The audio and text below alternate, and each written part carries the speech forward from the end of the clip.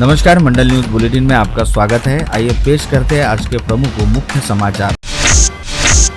केंद्रीय सड़क परिवहन मंत्री नितिन गडकरी ने आज अमरावती दौरे पर रहते सर्वप्रथम सपत्नीक विदर्भ की कुलस्वामिनी अंबा देवी व एकवीरा देवी मंदिर के दर्शन किए। इस अवसर पर अंबा देवी व एकवीरा देवी संस्थान की तरफ से नितिन गडकरी व उनकी पत्नी कांचन गडकरी का शाल श्रीफल देकर सत्कार किया गया। इस अवसर पर उन्होंने कहा कि मंदिर के विकास के लिए उनका पूरा सहयोग रहेगा। गडकरी आज अमरावती दौरे पर थे। उन्होंने दोपहर 12:30 बजे अमरावती पहुंचते ही सर्वप्रथम अपनी पत्नी के साथ अंबा देवी व एकवीरा देवी मंदिर पहुंचकर दर्शन किए। इस मौके पर विधायक प्रवीण पोटे पाटिल, तुषार भारतीय, किरण पातुरकर सहित भाजपा के अनेक पदाधिकारी उपस्थित थे। श्री अंबादेवी संस्थान की अध्यक्षा विद्या देशपांडे, सचिव रविंद्र कर्वे, विश्वस्त विलास मराठे, किशोर मशानकर, जयंत पांडरीकर ने तथा एकवीरा देवी संस्थान के अध्यक्ष डॉक्टर अनिल खरैया, सचिव चंद्रशेखर कुलकर्णी, विश्वस्त राजेंद्र टेम्बे ने केंद्रीय मंत्री गडकरी का सपत्नीक सत्कार किया। अंबादेवी मंदिर के जीर्णोद्धार का कार्य शुरू है, इस बाबत गडकरी को इस मौके पर जानकारी दी। मंदिर के विकास काम बाबत सदस्य विलास मराठे ने अपने प्रस्ताविक में विकास काम बाबत विस्तृत जानकारी दी।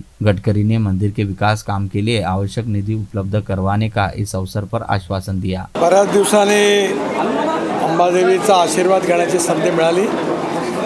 निवडणुकीच्या नंतर विजयी झाल्यानंतर मी ठरवलं होतं की एकदा अंबादेवीच्या दर्शनाला येईल, म्हणून मुद्दामून या दर्शनाकरता आलो।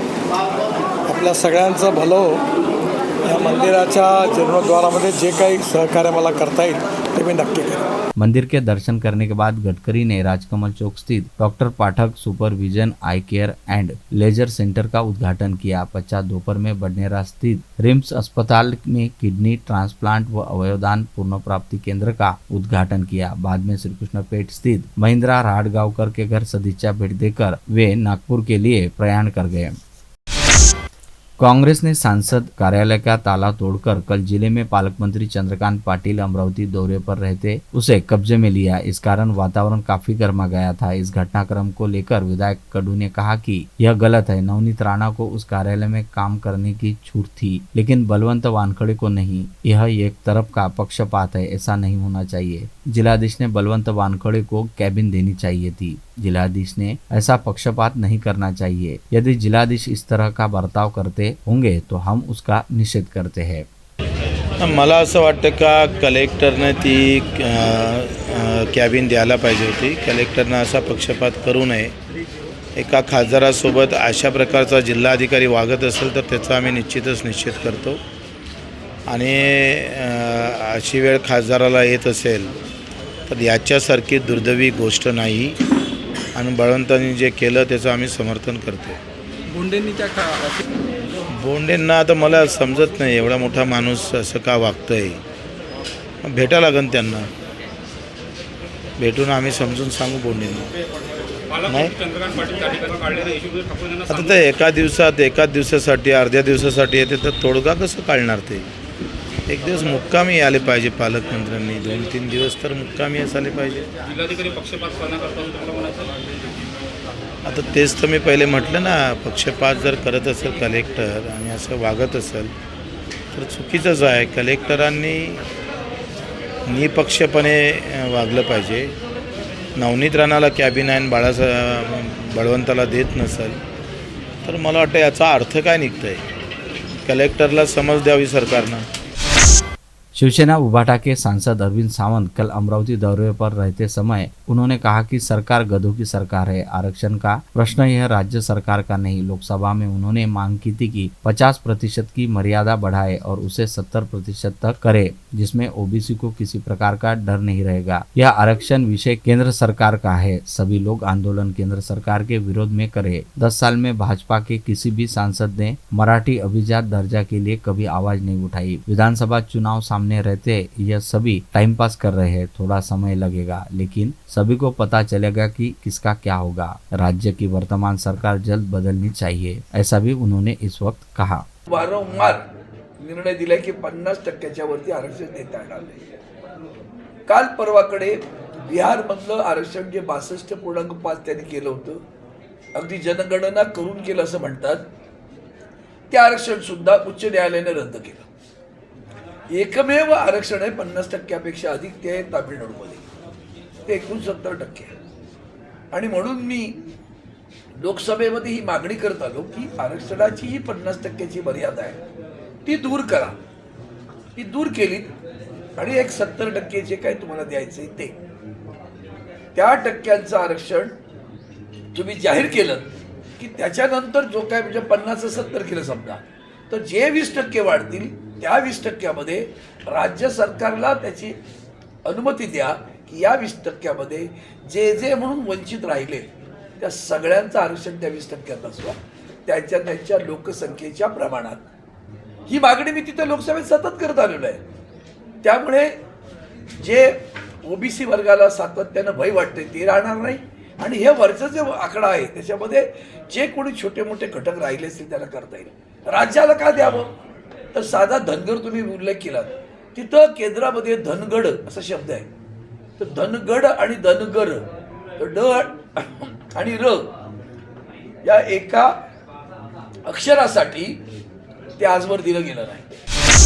इस बार समाधानकारक बारिश होगी और मानसून का आगमन समय पर होगा, ऐसा मौसम विभाग ने घोषित किया था. लेकिन अमरावती जिले में समाधानकारक बारिश न होने से किसान चिंतित थे. मानसून की अपेक्षित बारिश भी नहीं हो पाई थी. जिले के किसान बुआई की तैयारी में रहते. बारिश न होने से सभी को चिंता थी. पिछले 2-3 दिनों से कहीं छिटपुट बारिश हो रही थी. सुबह से दोपहर तक कड़ी धूप और बाद में मौसम बदरीला रहा था. लेकिन बारिश न होने से किसान सहित व्यापारी और आम नागरिक परेशान थे. आज दोपहर में 12 बजे से ही आसमान में घने बादल मंडराने के बाद जोरदार बारिश हुई. लेकिन यह बारिश अमरावती सहित बडनेरा और सभी तहसीलों में होने के समाचार है. बिजली की कड़कड़ाहट के साथ शुरू हुई यह बारिश करीबन 1 घंटे तक झमाझम हुई, जिससे आम नागरिकों को राहत की सांस मिली है. वही किसानों के चेहरे भी खिल उठे हैं. दक्षिण पूर्व मध्य रेलवे के बिलासपुर विभाग के कोतरलिया रेलवे स्टेशन के पास 24 से 30 जून के बीच प्री नॉन इंटरलॉकिंग और नॉन इंटरलॉकिंग का काम किया जाएगा. इन तकनीकी कारणों के लिए विविध तारीखों को 16 एक्सप्रेस गाड़ियां रद्द की गई, जबकि 6 एक्सप्रेस के मार्गों में बदलाव किया गया, जिसमें बडनेरा रेलवे स्टेशन से दौड़ने वाली आजाद हिंद व ज्ञानेश्वरी एक्सप्रेस के 6 व 4 फेरियां रद्द किए जाने से जिले के यात्रियों को समस्याओं का सामना करना पड़ेगा. रेलवे सूत्रों से मिली जानकारी के अनुसार हावड़ा पुणे आजाद हिंद एक्सप्रेस 25 से 30 जून तक प्रस्थान स्थानक से रद्द की गई है. पुणे हावड़ा आजाद हिंद एक्सप्रेस 27 से 2 जुलाई इस समय अवधि में प्रस्थान स्थानक से रद्द की गई है. एलटीटी शालीमार ज्ञानेश्वरी एक्सप्रेस 24, 25, 28 व 29 जून को तथा शालीमार एलटीटी ज्ञानेश्वरी एक्सप्रेस 26, 27, 30 जून व 1 जुलाई को उनके प्रस्थान स्थानक से ही रद्द की गई है. इसके अलावा संतरा-छांगी पुणे हमसफर एक्सप्रेस 29 जून को तथा पुणे संतरागाछी हमसफर एक्सप्रेस 1 जुलाई को रद्द की गई है. वरुड पांडुरना राष्ट्रीय राजमार्ग पर उसला रोड सड़क अधूरी रहने के कारण इस पर कई दुर्घटनाएं हुई. नवनियुक्त सांसद अमर काले ने इस गंभीर समस्या की दखल लेते हुए अधूरे काम को पूरा करने का निर्देश संबंधित विभागों को दिया है. इस मामले में उन्होंने नागरिकों को और वन विभाग, राष्ट्रीय राजमार्ग प्राधिकरण के अधिकारियों से चर्चा की और दुर्घटना संभावित घुमावदार सड़कों का निर्माण तुरंत करने के निर्देश दिए. वरुड पांडुरना राष्ट्रीय राजमार्ग पुसला टर्न रोड वन विभाग के प्रावधानों के अनुसार 2018 से लंबित है. तहसील के कई नागरिकों ने सांसद अमर काले से संपर्क करते हुए सड़क अधूरी रहने से होने वाली परेशानी और हो रही दुर्घटनाओं से अवगत कराया. 20 जून को वन विभाग के अधिकारियों और राष्ट्रीय राजमार्ग विभाग के अधिकारियों पुसला गांव के नागरिकों के साथ इस मामले पर चर्चा की.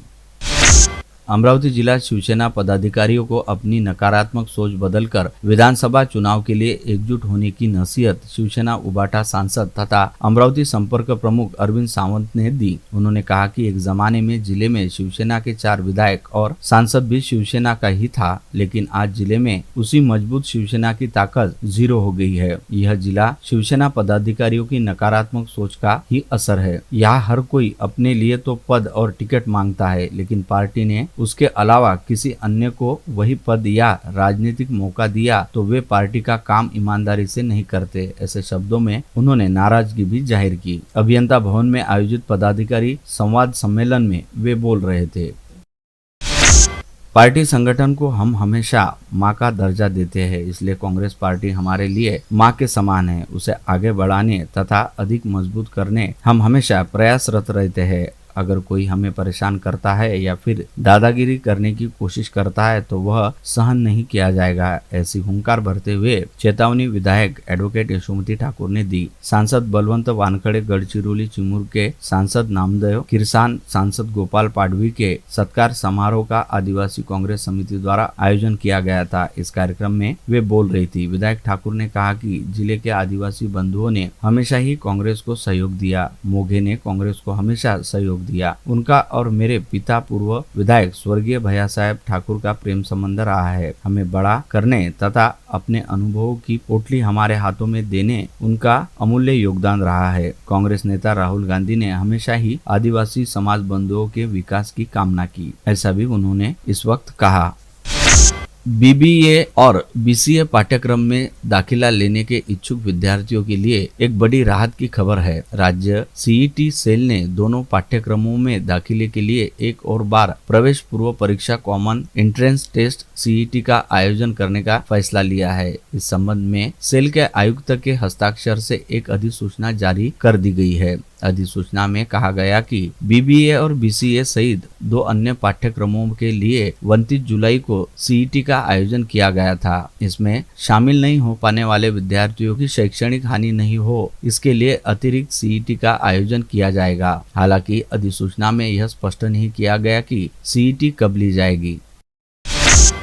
अमरावती शहर के राजापेट थाना क्षेत्र में आने वाले नाशिककर प्लॉट निवासी खुशी विक्रम पारवानी नामक 40 वर्षीय विवाहिता ने अपने घर में झुलसकर खुदकुशी कर ली। मृतक महिला का पति विक्रम पारवानी सिंध गारमेंट में नौकरी करता है। वह गत 3 मई को काम पर गया था, तब उसकी पत्नी खुशी, बेटा राघव, बेटी महक और माँ लाजवंती घर पर थे। दोपहर 2:45 बजे के दौरान 9 वर्षीय बेटे राघव का विक्रम को फोन आया कि उसकी माँ खुदकुशी कर रही है। यह बात सुनते विक्रम तत्काल अपने घर पहुंचा। उसकी पत्नी खुशी ने कलर में डालने का फिनॉल अपने शरीर पर छिड़क कर खुद को जला दिया। उसे तत्काल रिम्स हॉस्पिटल ले जाया गया, जहां खुशी की हालत नाजुक रहने से उसे मुंबई नेशनल बर्न अस्पताल में ले जाने की सलाह दी गई। तब विक्रम तत्काल एम्बुलेंस में अपनी पत्नी को मुंबई ले गया, जहां 11 मई की रात उपचार के दौरान खुशी की मृत्यु हो गई। विवाहिता के खुदकुशी का कारण पता नहीं चल पाया। मृतक के पति विक्रम पारवानी की शिकायत पर राजापेट पुलिस ने आकस्मिक घटना दर्ज की है।